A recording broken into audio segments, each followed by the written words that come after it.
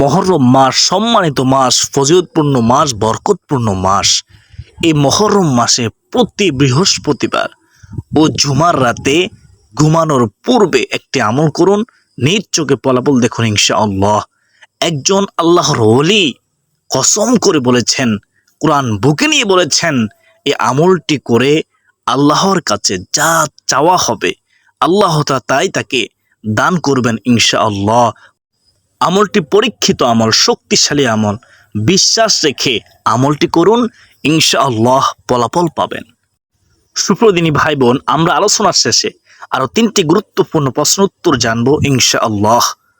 1 নম্বর প্রশ্ন হচ্ছে, কেউ কেউ দোয়ায়ে কুনুত মুখস্থ পড়তে পারেন না, তাই বিতির নামাজের 3য় রাকাতে কোন দোয়া পড়বেন কিংবা কি পড়া যায়, এসব নিয়ে দুশ্চিন্তায় পড়ে যান। এখন প্রশ্ন হলো, তারা কি পড়তে পারেন? 2 নম্বর প্রশ্ন হচ্ছে, দোয়ায়ে কুনুতের পরিবর্তে 3 বার সূরা ইখলাস পড়া যাবে কি? 3 নম্বর প্রশ্ন হলো, বিতির নামাজ কখন পড়া উত্তম? সুপ্রদিনী ভাই বোন, বৃহস্পতিবার ও জুমার রাতে কেন আমলটি করবেন এবং কিভাবে আমলটি করবেন, সম্পূর্ণ নিয়ম কানুন বলে দেব ইনশাআল্লাহ। প্রথমে আমলটি সম্পর্কে নবীজি সাল্লাল্লাহু আলাইহি ওয়াসাল্লাম কি সুসংবাদ দিয়েছেন শুনুন। আমার দৃঢ় বিশ্বাস, শয়তান আর কখনো ধোঁকা দিতে পারবে না, ওয়াসওয়াসা দিতে পারবে না ইনশাআল্লাহ। শয়তান আপনাকে আমলটি করতে দিবে না, কারণ শয়তান জানে আমলটি করলে আপনার সকল দোয়া ও আশা পূরণ হবে, দুঃখ কষ্ট পেরেশানি হতাশা দূর হবে, তাই ধোঁকা দিয়ে আপনাকে দূরে সরিয়ে রাখবে। সুপ্রদর্শক, শয়তানের ধোঁকায় পড়বেন না, তো বিস্তারিত শুনতে থাকুন।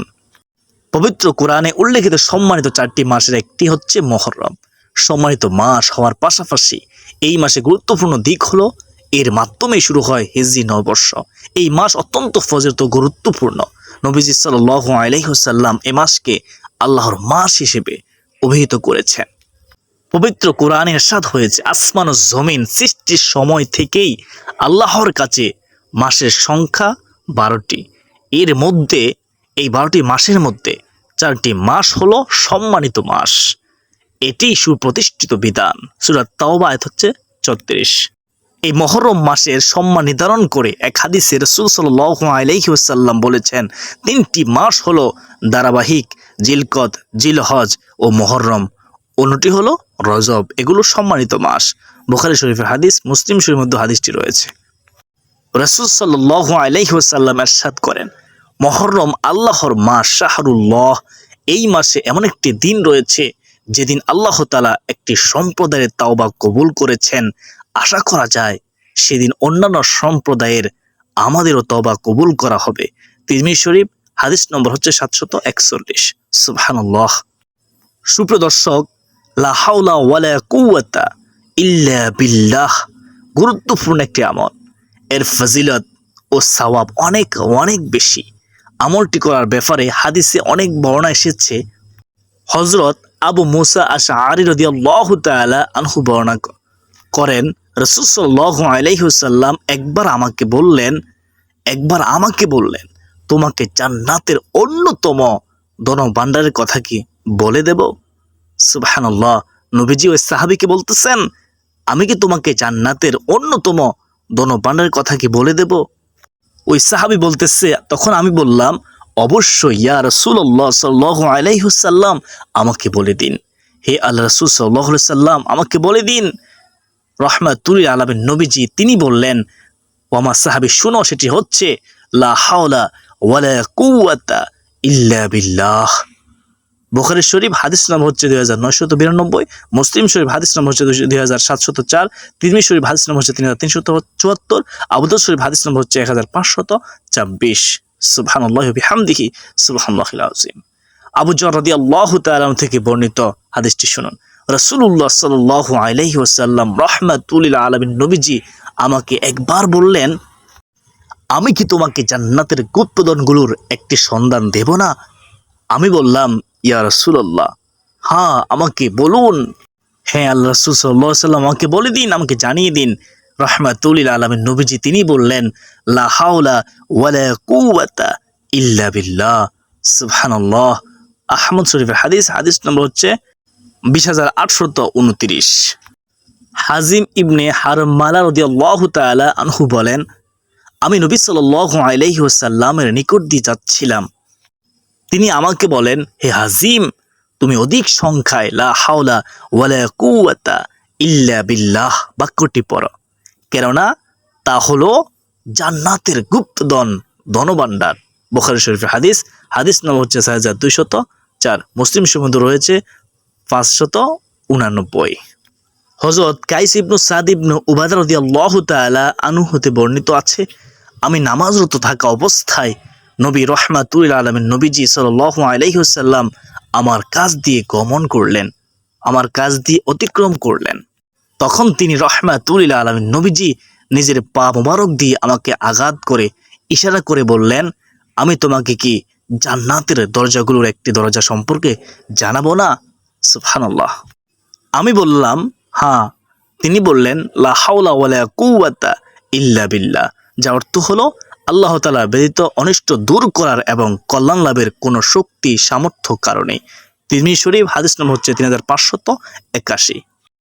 আব্দুল্লাহ ইবনে আমর রাদিয়াল্লাহু তাআলা আনহু বর্ণনা করেন, রাসূল সাল্লাল্লাহু আলাইহি ওয়াসাল্লাম বলেছেন, পৃথিবীর বুকে যে ব্যক্তি বলে লা ইলাহা ইল্লাল্লাহু, লা ইলাহা ইল্লাল্লাহু ওয়াল্লাহু আকবার, আমার সাথে একটিবার পড়ুন, লা ইলাহা ইল্লাল্লাহু ওয়াল্লাহু আকবার ওয়ালা হাওলা ওয়ালা কুওয়াতা ইল্লা বিল্লাহ।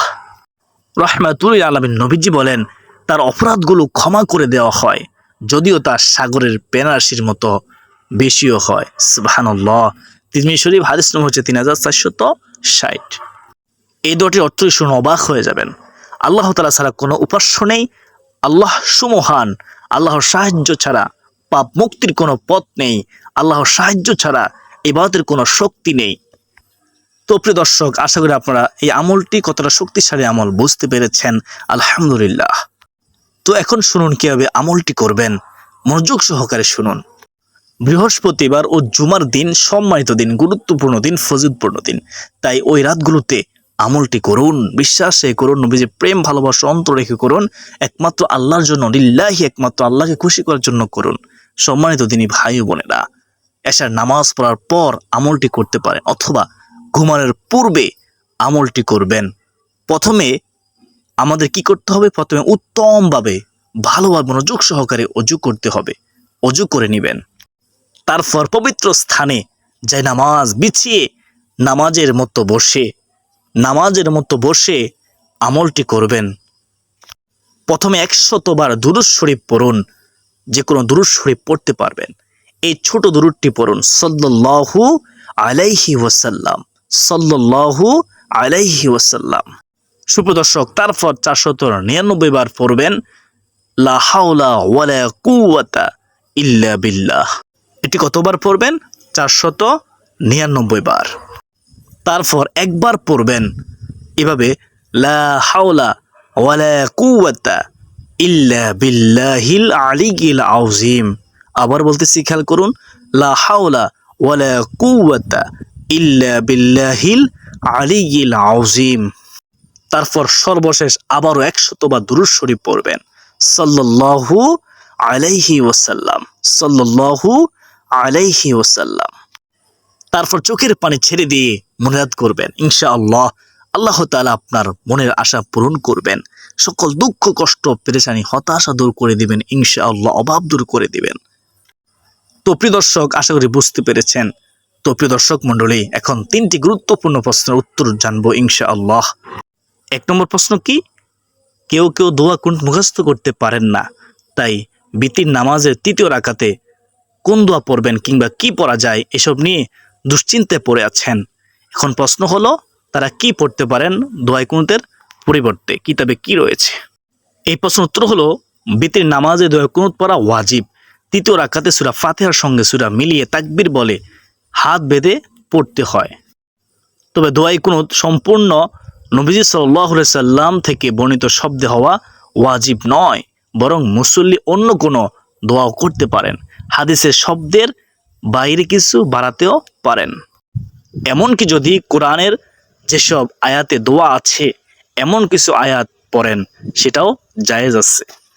ইমাম নববী বলেন, জেনে রাখুন, অগ্রগণ্য মাযহাবের মতে কুনুতের জন্য নির্দিষ্ট কোনো দোয়া নেই, তাই যে কোনো দোয়া পড়লে এর দ্বারা দোয়ায়ে কুনুত হয়ে যাবে। এমনকি দোয়া সম্বলিত এক বা একাধিক কোরআনের আয়াত পড়লেও কুনুতের উদ্দেশ্য হাসিল হয়ে যাবে। তবে হাদিসে যে দোয়া এসেছে সেটা পড়া উত্তম। দোয়ায়ে কুনুত না জানলে যা পড়বেন শুনুন। সুতরাং আপনি যত তাড়াতাড়ি সম্ভব দোয়ায়ে কুনুত মুখস্থ করে নেওয়া চাই, কারণ এটা পড়া রাসূল সাল্লাল্লাহু আলাইহি ওয়াসাল্লামের সুন্নাত। তবে দোয়া মুখস্থ করার আগ পর্যন্ত আপাতত পবিত্র কোরআনে বর্ণিত এই দোয়াটি পড়া যাবে, কোনো সমস্যা নেই। শুনুন কোরআনের দোয়া, রব্বানা আতিনা ফিদ দুনিয়া হাসানাতাও ওয়া ফিল আখিরাতি হাসানাতাও ওয়া কিনা আযাবান নার। যার অর্থ হলো, হে আমাদের প্রতিপালক, আমাদের দুনিয়াতে কল্যাণ দান করুন, আখিরাতেও কল্যাণ দান করুন এবং আমাদের জাহান্নামের আযাব থেকে রক্ষা করুন। সূরা বাকারা আয়াত হচ্ছে 201, এই আয়াতটি পড়তে পারেন। অথবা আপনি কয়েকবার করে এই দুইটি দোয়াও ইস্তিগফার পড়তে পারেন। একটি হচ্ছে আল্লাহুম্মা গফির লানা, আল্লাহুম্মা গফির লানা, যার অর্থ হলো হে আল্লাহ আমাদের ক্ষমা করুন। আর দ্বিতীয়টি হলো আস্তাগফিরুল্লাহ, আস্তাগফিরুল্লাহ, যার অর্থ হলো হে আল্লাহ আমাকে ক্ষমা করুন। তত্ত্বসূত্র ফাতোয়া হিন্দিয়া প্রথম খণ্ড 170 নং পৃষ্ঠার মধ্যে রয়েছে। সুপ্রদর্শক, 2 নম্বর প্রশ্ন হচ্ছে, দোয়ায়ে কুনুতের পরিবর্তে 3 বার সূরা ইখলাস পড়া যাবে কি?